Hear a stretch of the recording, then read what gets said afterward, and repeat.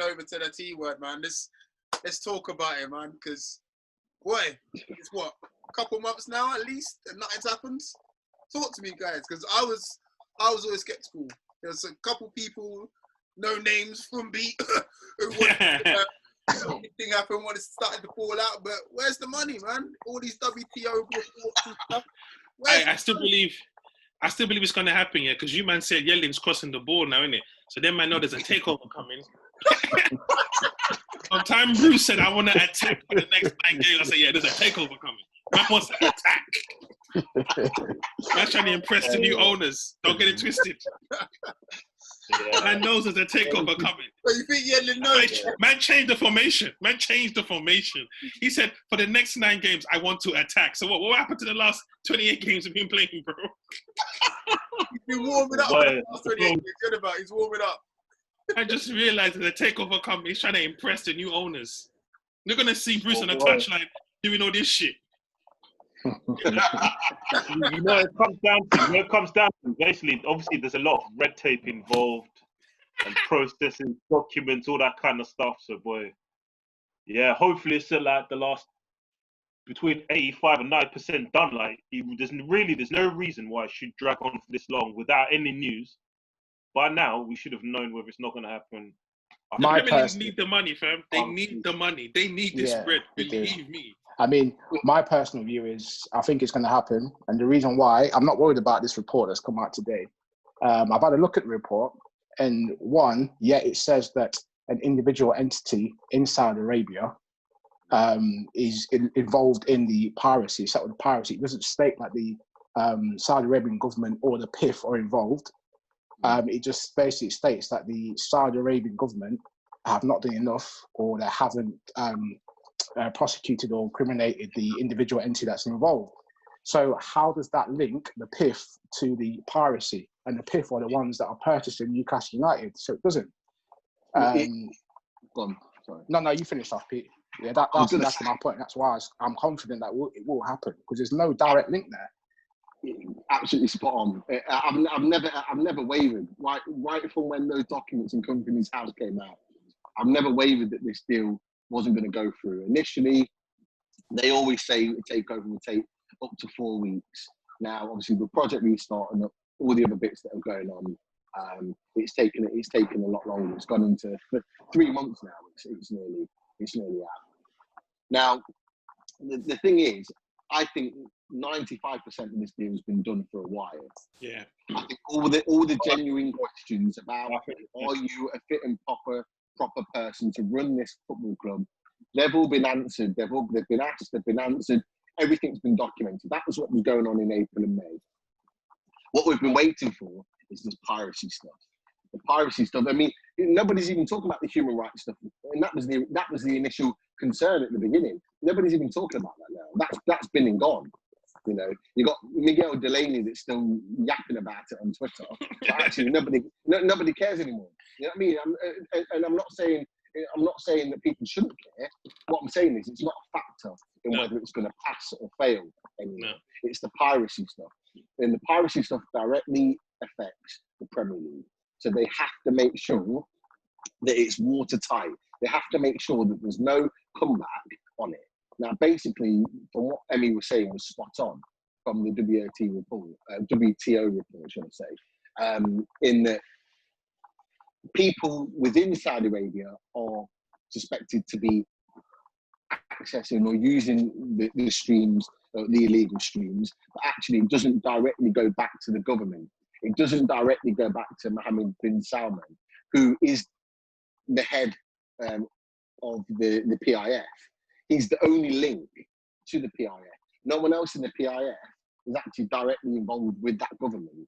So it would only be Mohammed bin Salman. So if he's not directly involved in the piracy, the PIF are not involved in the piracy. Therefore, they don't have a legal way of getting that takeover blocked from the PIF. Now, there are issues with it still. It's not just cut and dry and it's done and dusted, because BI Sports have obviously, I don't know if you've seen in the last hour, come out and they're throwing the toys out the pram and basically saying that either they're not, the next time that they bid for the rights, they're not going to bid nowhere near what they bidded to get them this time. The Premier League not really going to care about that because Saudi Arabia will just. We'll make up the they'll rest. just- We'll yeah, make up the rest. Saudi Arabia will come and swipe it up. But then there's talk about them not paying the money to the Premier League, and basically they're just trying to blackmail them really. But and they're not shedding themselves in a good light because they're openly saying that they're blackmailing the Premier League in order to stop this takeover going through. But they're doing it all out in the media, whereas the whole time the PIF, the Saudi Arabian government, and Amanda Staley, the Reuben brothers, have all stayed quiet. They've all stayed out of the picture. They've just gone about their business. They've not tried to play it out in the media. And they're doing exactly the right thing because they don't want to do anything or get into any battle that's going to sign this deal or write this deal off. Now, at this point, the likelihood is that the Premier League will offer to compensate, and this has been a lot of the talk today, they'll look to compensate BN Sports, and then there'll be some form of agreement with the Saudi Arabian government or the PIF and the Premier League to ensure that the rights can be played or the games can be played in Saudi Arabia legally, and they will pay for that, which will cover the Premier League's payment to BN Sport. Therefore, everything's sorted. There's an agreement in place, then the takeover can Also, go through. we have to remember, right? These men, like, allegedly killed a journalist and they're living life. Like, you think the piracy is what's going to stop them from getting a football club? Like, they're on this thing. Like, we're getting taken over. This is Saudi Arabia. We have a wonderful relationship with their government. We have a nice business relationship. This is just part of extending that. There's nothing stopping them from getting the club. Not piracy. Come on, man. Really? That's the big one they're going to get caught. I worry for you, if this doesn't happen, though. I'm watching you. I'm going to keep you on It's this, yeah? The thing is this. If this doesn't happen, I think Ash is going to put the club on eBay.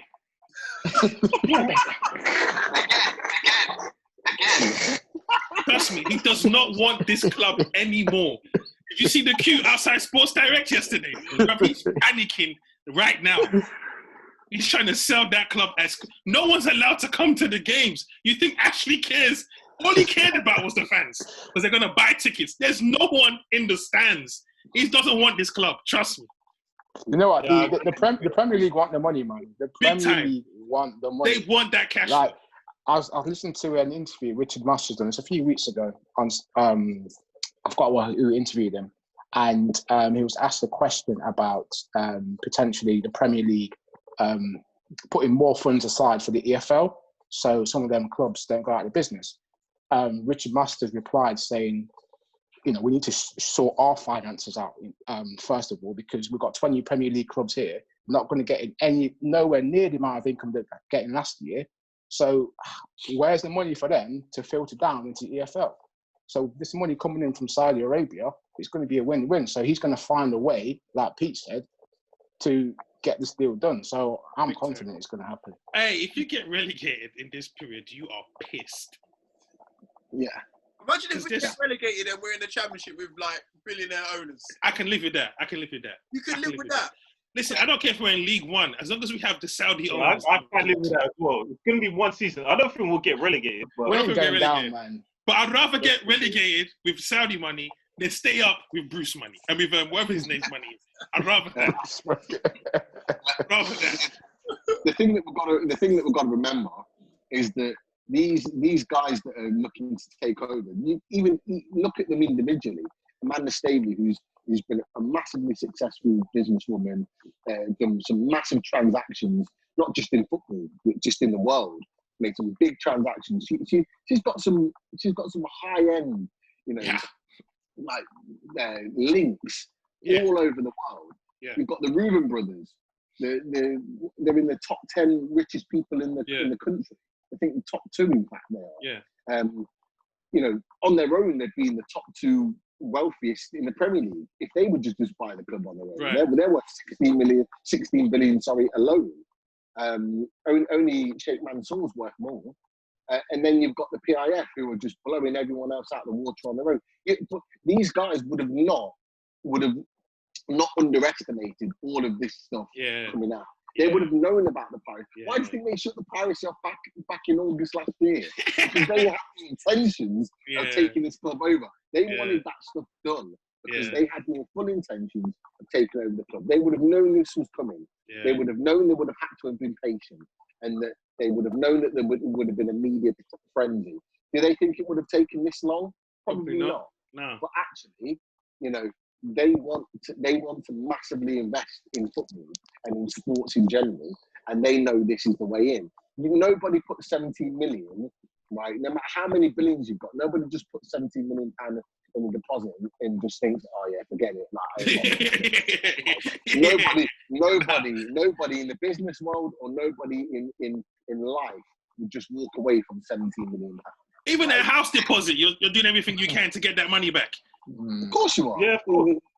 They are fully invested in this deal to ensure that it goes through. The one thing I was going to say is everything in the media over the last 3 weeks has been hinged on this WTO report coming out, right? And there's been a lot of the media, a lot of the journalists, even some that report on Newcastle, that have doubled down on the negativity that this WTO report was going to end or have a significant impact on the takeover, right? It's come out. It's been a lot more positive than what we thought it was going to be, or certainly how it was made out it was going to be.